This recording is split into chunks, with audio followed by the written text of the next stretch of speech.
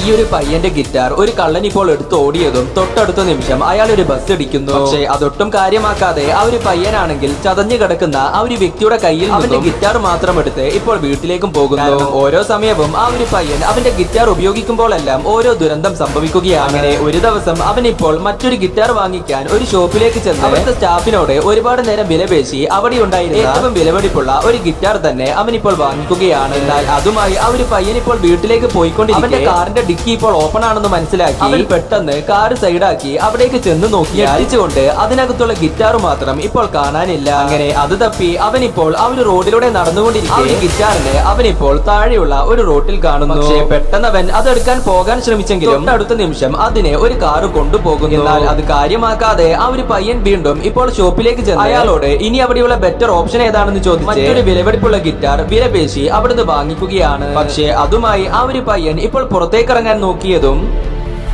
അങ്ങനെ അന്ന് മുതൽ ആ ഒരു പയ്യന്റെ കയ്യിൽ ഒരു ഗിറ്റാറും ഒരു ദിവസം തികച്ചിട്ടില്ല. അവൻ പാർക്കിൽ ഇരുന്ന് പാട്ട് പാടുമ്പോൾ അത് സഹിക്കാൻ സാധിക്കാത്ത ആളുകളാണ് അവന്റെ കയ്യിൽ നിന്നും ആ ഒരു ഗിറ്റാർ വാങ്ങിച്ച് അത് പൊട്ടിച്ചു കളയുകയും അവനൊരു ബീച്ചിലിരുന്നപ്പോൾ പാട്ട് പാടിക്കൊണ്ടിരിക്കുകയും ഒരു വലിയ സുനാമി വരെ വന്ന് ആ ഒരു പയ്യന്റെ കയ്യിലെ ഗിറ്റാർ മാത്രം ഇപ്പോൾ തകർത്ത് കളയുന്നു.